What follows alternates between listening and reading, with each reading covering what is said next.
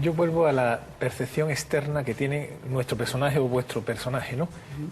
¿Hasta qué punto existe el libre albedrío? Existe, claro que existe, pero muy mediatizado. Nuestro personaje no mediatiza. Por ejemplo, era libre, por decir, dos personajes muy puros de la literatura. Es libre Don Quijote cuando ve un molino, no es libre, cree que es un gigante, lo va a atacar. Es libre Superman, si ve que un avión se cae, va a ir a salvar a la... El personaje te hace. Todos tenemos personajes. Usted tiene un personaje. Quien conozca ese personaje es muy tenaz. No va a permitir que usted, aunque por dentro tenga alguna idea, no le va a permitir a usted cambiarle lo predecible de ese personaje, ¿no? Yo personalmente ya hago hasta muchos experimentos con personajes que he ido conociendo y ante los dilemas y me asombro a mí mismo, ¿no? La similitud que hay con la literatura, de ahí el tema de la escritura vital. El personaje es mucho más predecible de lo que nosotros mismos nos vemos. Yo mismo, mi propio personaje me empuja y a veces digo, bueno, pero ¿a dónde voy? Y cuando un escritor escribe una novela, siempre dice, oye, he puesto los personajes, he creado los personajes y tienden a moverse solo por la novela. Pues la vida pasa igual, nuestro personaje nos empuja. Es una cosa muy curiosa. Sí, es que creo recordar que decía Heidegger que podemos hacer lo que queremos, pero no podemos desear lo que queremos. O sea, hay por este lado, esta capacidad de decisión, pero por otro lado no podemos desear justo lo que queremos.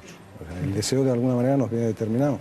Y el deseo y esta parte creativa que apuntaba Jorge, yo creo que viene fundamentalmente marcado por el deseo, por un poco lo que decíamos antes, ¿no? El deseo de ser yo mismo. Esto es porque el deseo es extraordinariamente creativo. El deseo es un tema muy amplio y muy difícil de abordar, pero sabemos que se consolida y se forma en base a estructuras narrativas. En base a estructuras narrativas además de carácter simbólico. Cuando deseamos algo, nos montamos la película, entre comillas. Es decir, construimos un relato y escribimos un relato sobre ese deseo. Y estos, digamos, personajes, estos fantasmas que aparecen en este relato deseante, son figuras simbólicas. O sea, yo puedo desear un coche, en realidad no deseo el coche, deseo a lo que me remite ese coche, que es, por ejemplo, un estatus. Y en realidad tampoco es ese estatus, deseo a lo que me remite ese estatus, que es poder conseguir a determinada chica que me acompañe, ¿no? Y tampoco es esa chica, es el conseguir el amor. Y quizá tampoco es el amor, quizá lo que quiero es, y cerramos el círculo, ser yo mismo. O sea, cerrar esa cadena deseante que me forma a mí mismo, ¿no? ¿Joan? Estaba pensando ahora cuando decías, y lo que quiero no es la chica en realidad, lo que quiero es, y yo pensaba, coño, lo que quieren todos, pero de todas maneras, fíjate que las muchas cosas que has dicho, sí, es decir, cuántas cosas, la suma de todas estas cosas, ahora, en el momento en que te pares, alguien puede percibir que esto es tu identidad. Y lo que decía Pimentel respecto, que me ha encantado, lo de que el personaje va cogiendo, no será, pregunto, quizás sea una pregunta retórica, ¿no será que decías que haces actuar a la gente y cada uno percibirá? Pero tú percibes, y quizás antes de empezar, no sé, o a lo largo del camino, o crees que sí, que realmente el personaje... Bueno, si todo se acerca a la divinidad porque inventa personajes. Claro, pero una vez que ha creado el personaje, eso observan los escritores en toda la biografía, una vez que crea el personaje, ya el personaje se te va a mover, porque si no se te revela, porque hay mucha tenacidad en los personajes, hay mucha tenacidad.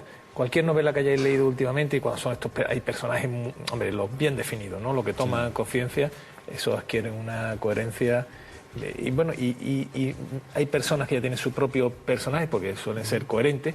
La mayoría lo tenemos, es decir, con más o menos, y suele, claro, yo no sé explicar el porqué psicológicamente, porque no lo sé, pero como observador literario de la vida, me asombra. Por eso yo muchas veces matizo el libre albedrío, lo matizo bastante, no somos tan libres como nos creemos. Muchos personajes mueren en la novela porque ya no se reconcilian con el autor, y no hay más remedio que matarlo, ¿no? Por ejemplo.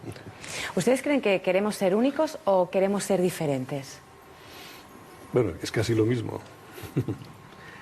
Es casi lo mismo. Yo creo que la identidad individual en muchos aspectos es el rechazo a lo que los demás quieren que seamos. Bueno, y en la adolescencia yo creo que esto llega incluso a niveles hormonales, ¿no? Y en la infancia también. Hay una época en que se afirma la identidad justamente con el no. Es muy fácil provocar un no en un niño en una determinada edad. Yo creo que un objeto, en general, no hace falta que sea un ser vivo y un ser humano, solo es idéntico a sí mismo.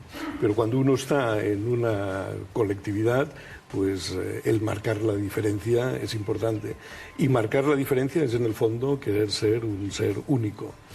Hay que pensar que cuando, por ejemplo, dos personas se enamoran, esto también es interesante con respecto a la identidad, uno se enamora en realidad de la opinión que el otro tiene de ti, ¿no?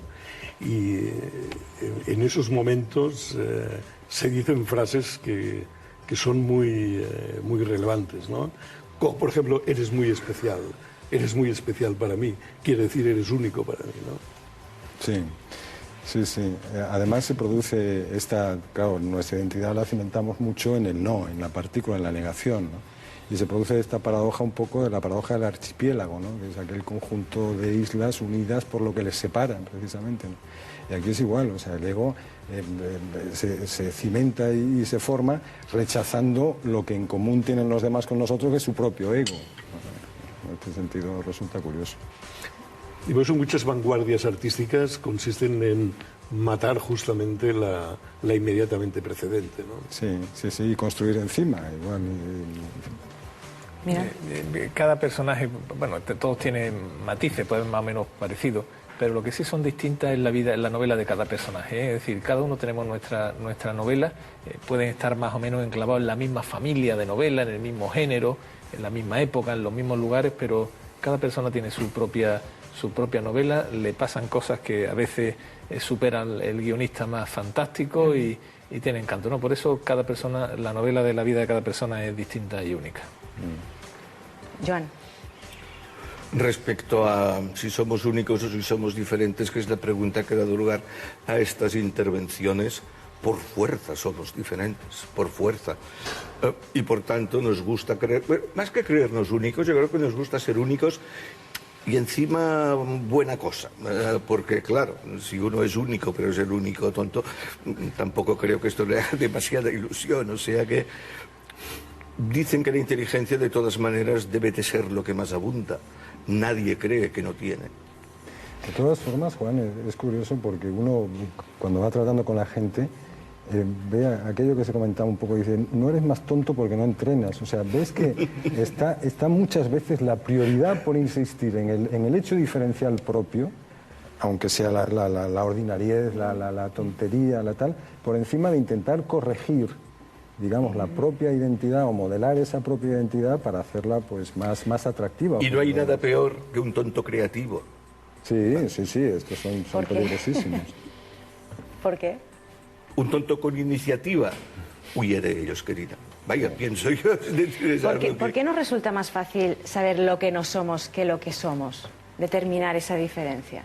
Bueno, el Código Penal es así. No nos dice lo que tenemos que hacer, sino por lo que nos castigarán si lo hacemos, ¿no? Todas las reglas éticas empiezan, y los 10 mandamientos empiezan, no hagas esto, no hagas aquello. Y curiosamente, las grandes reglas, leyes de la física, son leyes de imposibilidad. Por ejemplo, el segundo principio de la termodinámica, ¿no? Los procesos reales son los que no violan o no burlan estas cosas, ¿no? En fin, ahora hay un aspecto que no hemos hablado de la identidad. Hay un poeta mexicano, López Velarde creo que se llama, que distingue la parte, es decir, hay una parte individual que la robamos de la colectiva, ¿no? Es yo soy así. Y distingue entre la patria, que son lo institucional, lo impuesto, como la nación, por ejemplo, y aquello que nosotros hemos elegido. Y es curioso que en los estudios que se han hecho sobre este tema, la gente acaba diciendo yo soy de aquí. Por ejemplo, un sociólogo importante como el Zygmunt Bauman, ¿no? Empieza un libro sobre la identidad diciendo justamente esto. Esto es la matria, no es la patria. Es decir, a mí me gusta, yo soy de aquí, de este paisaje, yo como este tipo de cosas, a mí me interesa relacionarme con esta gente. Esta es la parte de la identidad colectiva que uno necesita como individuo. Y la verdad es que el colectivo lo necesitamos. Esto en todas las escalas biológicas es observable. Una manera de sobrevivir es aliarte con semejantes para hacer un nuevo individuo, ¿no? Pero cuando se impone, yo creo que buena parte de la historia de la infamia de la humanidad es cuando nos imponen identidades colectivas. Un símbolo es el burka, ¿no? Que es esconde, tapa totalmente la identidad individual en aras de la identidad colectiva. Y el otro extremo son estos que se tiran desnudos en un espectáculo, que sería el caso opuesto. Toda la armonía es equilibrar las dos cosas. El no da pie a un tema que en la novela es muy importante, es el motor de la novela y también de la vida, que es el conflicto. Todas las novelas que leemos hay un conflicto. El protagonista tiene que superar una dificultad. En la vida, igual que las leyes, nos definimos por los conflictos. Nuestro personaje va tomando entereza por cómo superamos los conflictos, que es un no, que es una dificultad. Hay personas que lo superan, otros que se quedan aplastados, otros que saben un conflicto genera mucha energía siempre, que saben utilizarlo para construir el argumento, otros que se aplastan, y efectivamente es en ese conflicto, en la crisis permanente que vivimos, donde se va configurando nuestro personaje y que siempre, repito, por lo menos visto literariamente, ¿no? Es muy útil analizarlo, salirnos nosotros mismos de nuestra realidad, de nuestra subjetividad e intentar vernos como personajes de esa novela y de cómo supera ese no cotidiano que es el conflicto. Señores, hemos agotado prácticamente nuestro tiempo, pero me gustaría, antes de acabar, si nos pueden, a los espectadores que nos estén viendo, ¿les puede dar algún consejo para ser más auténticos, así brevemente? Joan. Hacer lo que uno realmente quiere hacer, decir lo que quiere decir, no hacer lo contrario de lo que uno quiere hacer, siempre que no ataques ningún derecho de otras personas. Sí, yo además, enlazando con lo que apuntaba Manuel con relación al conflicto, actuar como uno mismo. En la Bhagavad Gita, Arjuna, que es un guerrero indio, se encuentra de repente que tiene delante toda la serie de tropas donde están parientes suyos, primos y tal, que se van a enfrentar y se van a enfrentar en una guerra, ¿no? Y entonces le pregunta a Krishna, que está metamorfoseado de su auriga, le pregunta, ¿qué debo hacer? O sea, él tiene un conflicto ético. Dice, ¿qué tengo que hacer? Y entonces que es un dios, Krishna nada menos, lo que le pregunta es, ¿quién eres? Y el otro dice, soy Arjuna, el guerrero. Dice, coño, pues si eres el guerrero, actúa. Jorge. Bueno, no sé si se pueden dar consejos, pero si tuviera que dar uno, diría no renunciar a una parcela de creatividad que a todos nos toca. ¿Y cómo no renunciar? Bueno, pues conocer, leer, pasear, vivir el mundo, y uno siempre acaba encontrando... Disfrutar de la vida. ¿Manuel? Que nuestro personaje sea lo más coherente posible con nuestra percepción de persona. Pues muchísimas gracias a los cuatro por participar en esta tertulia de filosofía de vida. Lo dejamos aquí. Muchas gracias a todos. Ahora es momento de tomarnos un pequeño respiro de 2 minutitos y regresemos para conocer la labor que desarrollan la ONG World Nature.